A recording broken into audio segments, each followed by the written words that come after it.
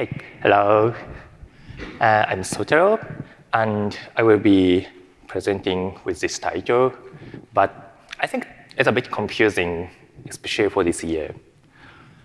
I'm afraid that some of you are expecting some presentation about the new its syntax. It will be in Ruby 3.4, but yeah, it means that writing your RBS type declarations inside the Ruby code. I want to start with a quick demonstration. This is a Ruby program. I think that you read the text. So there is no type definition about the program. So there is no definition of the class, the talk class. So it says that the steep says that cannot find the declaration of constant talk. So let's start with adding the class definition. And the type definition is updated, and the talk constant is detected, but it doesn't have the initialize method. So the default new method is used, which accepts no arguments. So the type errors are reported on the arguments.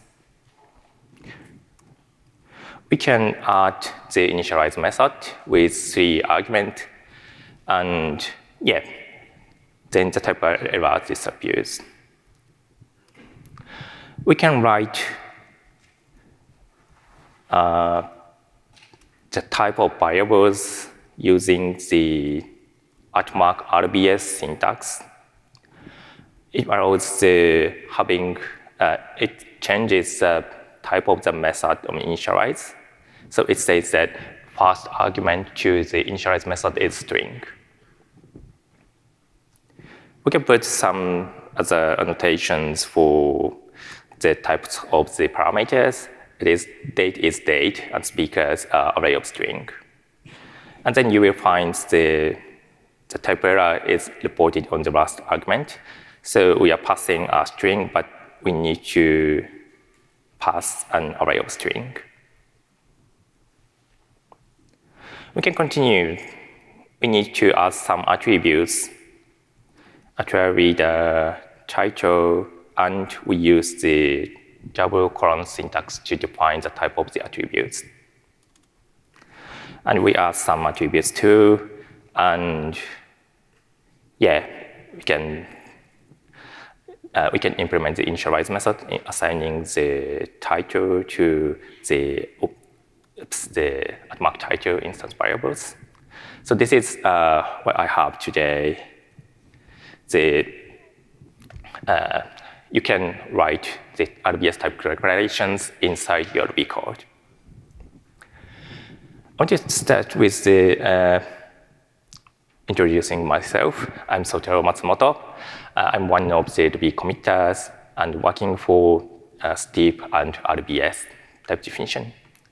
I started working for Timee from this April, and I believe that all of you watched the sponsor presentation this morning, and yeah, you should already know this one. This is how we are using the type checker. We do the type checking with RBS and some type checkers, I mean Steep. The biggest thing is that we need to maintain the 2 sets of files. The Ruby code, it includes the implementation, and the RBS files that includes the type definition of your Ruby program. So on the right-hand side, it's the Ruby code, and the left is Ruby code, and the right is the RBS type declaration. And the Steep is a type checker that validates the consistency between them. So on the Ruby code side, the first speaker method is with the underline. It says that there is a type error.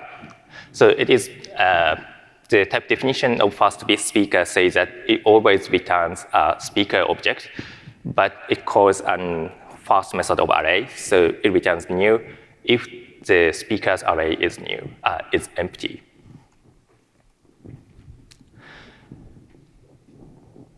The And the design is having separate type definition files from the implementation files. This is not very common in the today's modern statically typed languages like Java, Rust, C#, Swift. You don't need to write the type definitions in separate files like the header files for C or C++. But we decided to do that in Ruby. We have some reasons, but one of the biggest one is that to avoid extending Ruby syntax for types. So we decided to not to extend the Ruby syntax to allow embedding the type annotations in true Ruby syntax. So there were some discussions, but that one of the most important ones is that Matt didn't want it. He says that he believes that we will be the type definitions for the program will be something unnecessary in the future. And another reason is somewhat more technical, that it was not very clear that if we can add some syntax without breaking compatibility. As you know, the syntax of Ruby is very complicated. So yeah, adding some type syntax may break something. I don't think you want that done. Another way without extending Ruby syntax is to put the types in string literals. I didn't want to write the types in string literals because the string literals are already very frequently used in your Ruby code to some data you really need to execute your program. And I don't want to mix the static type information and the data you really need for execute program. The last reason is for metaprogramming. The metaprogramming allows the defining Ruby programs without specific syntax. I mean the class syntax or def syntax. This is an example. So it defines a person class without class syntax, and it defines some methods including addresses underscore IDs, or those methods without the def syntax. So it's really difficult to reason the structure of the Ruby code which uses metaprogramming. So yeah, I don't want to implement some analyzer to do that. And some other problem is that if there is no class syntax or def syntax in the Ruby code, how can we declare the types of them in the Ruby code? Yeah. Then I decided to put the type information in another file. So because it is not a Ruby code, so we can define natural and compact syntax without considering the conflict. And another thing is that we can change the semantics of the files. So it means that we can keep everything static. We don't allow metaprogramming in RBS files. So you need to write down every class declaration or the method definitions using the class syntax, def syntax. We have some helper syntaxes like the ATTL reader syntax, but they are syntax, and there is no way to define methods in RBS without using built-in syntaxes. I want to say that there are some more benefits of having the separate files for types. This is the RBS files. It is included in some of my gem, and it helps the understanding the outline of the Ruby code. So there are some modules, RBS, some modules, and we have some attributes, some methods. It's very clear. We can read that, and yeah, we can focus the outline of the program, not the detail of the implementation of the method. And yeah, another reason is that we anyway need something to declare the types of expressions. So if we can have some good mechanics to embed the type declaration in Ruby code, it cannot be done for the extension classes. The classes defined in extensions have different syntax because they are written in C, or maybe Rust, I don't know. But yeah. So these are some reasons I introduced the RBS files for type checking, but as you know, there are some difficulties around that. The most obvious one is that switching files during development is very annoying. So you need to jump the Ruby code and the RBS file, Ruby code, RBS file. So the switching is, yeah, I know it's annoying.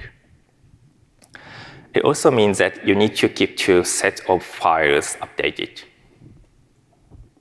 So when you start the development of some class, it's not very difficult. You write the RBS files and Ruby code and commit to the Git repository. It's fine.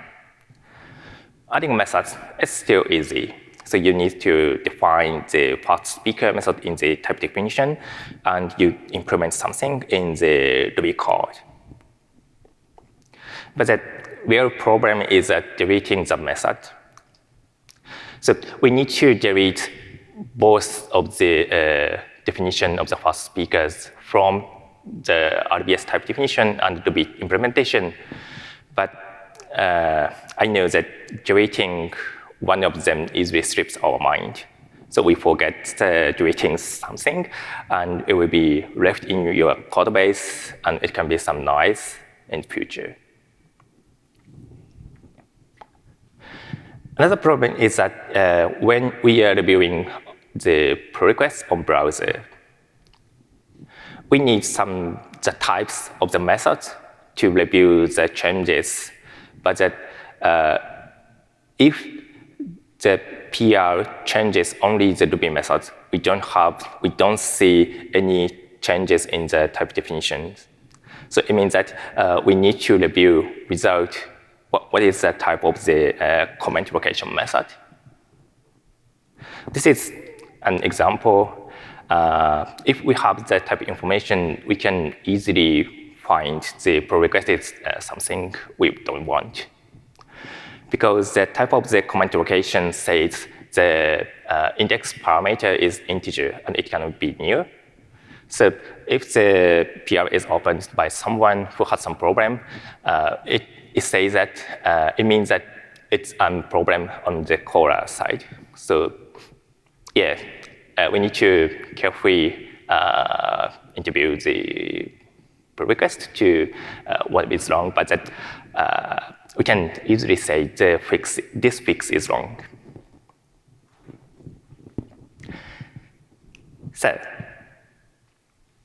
I mean, the type checking in Ruby was started an optional feature. I wanted to say it's an optional and you can ignore them totally if you don't want types. So everything related in types is put in the C directory, so you can ignore the C directory if you don't like types. But I think that there are some problems in this approach. And yeah, after several years, the RBS adoption is increasing. I want to push using types for you more stronger.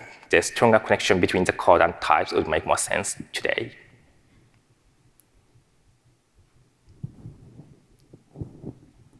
Oops.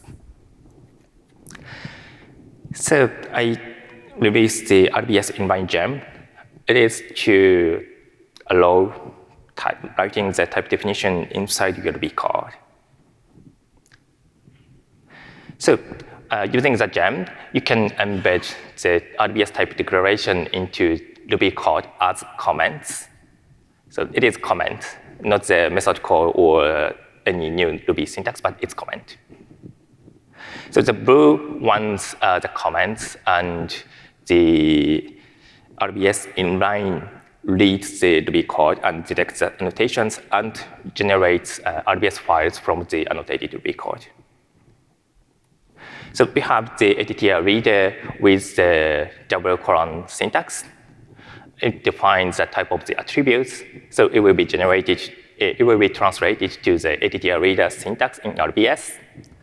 And we have some annotations on the type of parameters and the return type of method. And it will be translated to def syntax in RBS with the correct types.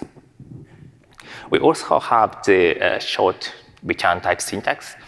And yeah, it tells the return type of a method. So this is not something you don't need to write the types. You still need to write types, but not in the RBS files, but in your Ruby code. So you don't have to maintain the two sets of files. You can focus on editing and reading the Ruby code. The RBS, you write some annotated Ruby code, and RBS inline gem extracts the embedded type definition into RBS files. And we can use deep or maybe typeflow or anything to validate the correctness of the implementation, correctness of the type definition. So these are some of the syntaxes the RBS inline gem supports. So we can give the type of parameters and the return type of methods using the @RBS parameter name, type syntax, or return syntax. We also have the yield syntax for blocks.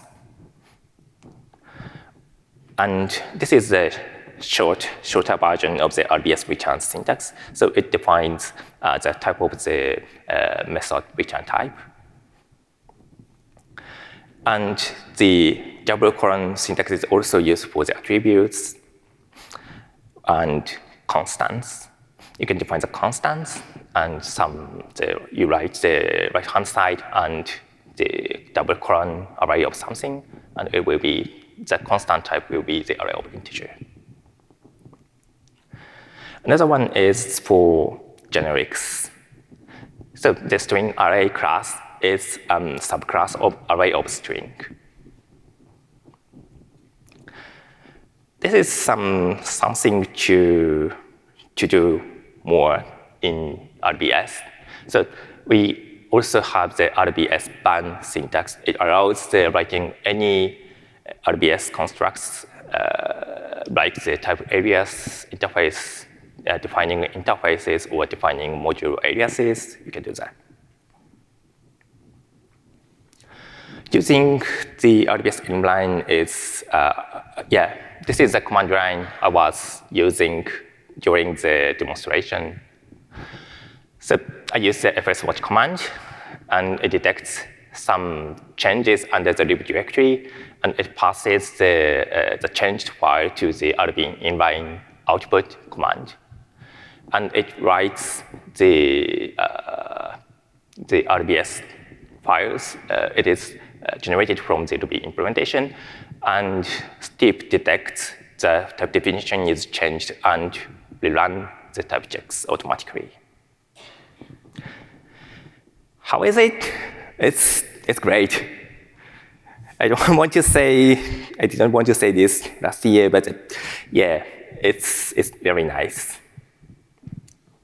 Yeah, having two files it doesn't make sense. So the edit type check cycle becomes much smoother. So we don't need to switch between the RBS files and Ruby implementation. I can focus on the Ruby implementation, write something, some extra comments, and it type checks. It's great. RBS inline is a prototype to test that embedded type definition experience and to find the best syntax. So I plan to merge the feature to the RBS gem itself, maybe this year or in future. So and there are limitations on the features. It means that there is no IDE editor integration yet. So there is no completion for the type names in the comments. No error detection. The errors in the RBS syntax is detected in generated RBS files, not in the Ruby embedded comments. We don't have the navigation features to jump to the class definition from the comments. I want to share some of the our stories designing the RBS inline syntax. So first, we decided to focus on the most frequently used RBS constructs for practical Ruby programs. The RBS file syntax are more focused on the RBS file syntax is to cover wider range of Ruby programs. So for the case you write some, how do I say that? You do some metaprogramming to define classes or to define methods, but you can write the RBS type definition in RBS files using the class syntax definitions, def syntax also. But we focus more on the practical Ruby programs. It means that you are writing every day for your work, not for the keynote of this year, but for TOEIC or, yeah. So we provide the limited overloading and generics method support, and we don't have interfaces, no type aliases in the RBS inline syntax. You can write the RBS files or use the RBS band annotation if you need these advanced features. Another one is that the concrete syntax is important. I didn't think the concrete syntax is important, but we want to provide some feature like this. But Mame-san and Mats told me it's wrong. So the concrete syntax is the interface between the you programmers and the type system. So having a good syntax might be a good reason to choose adapting to type checkers or not. So I want to review the method type syntax because it's really complicated and some controversial one. In fact, we have about 3 syntaxes for method types. The first one is compact syntax. This is more primitive one that you can write the RBS method types directly inside your Ruby commands. So start with the double colon and just put the RBS method type. So it has some features that it supports overloads and generics. So you can put some generic method type, or if you put 2 method types in compact syntax, it will be translated an overloaded method. Another one is doc-style syntax. So it has the name of parameters, type of parameters, and you can write some comments after 2 dash. Or it has a returns syntax to define the type of the return value of the method. Or we also provide the yield syntax or like that. Another one is a return type short annotation. So instead of having RBS returns comment using 1 line, we can compact the syntax, just put the double colon and type annotation after the method name. So you can use any of those syntaxes based on the feature you need, or the number of annotations you need, or method type ranks, or the size of implementation would matter. I don't think that you want to write the type annotations for 4 lines of type annotation for a method. It has only 1 line of implementation. And these are some rejected ideas. So the first one is that to put the method type after the def syntax. And it was rejected because it's too wide. This one is, it looks a bit weird, but yeah, it may be more natural for the point of view of the programming language.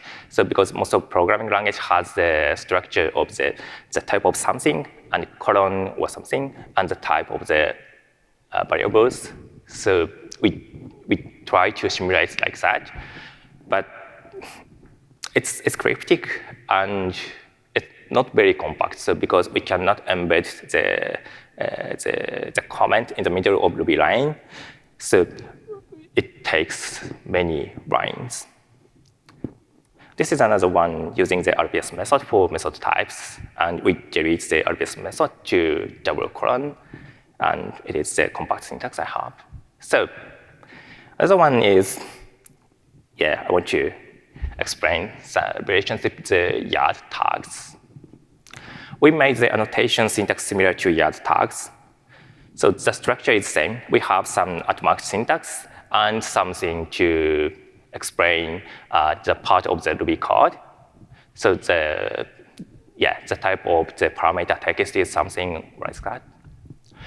But we decided to use the different syntax because you need more annotation other than param or returns. The param or returns are really trivial, so we can easily translate it to the RBS syntax.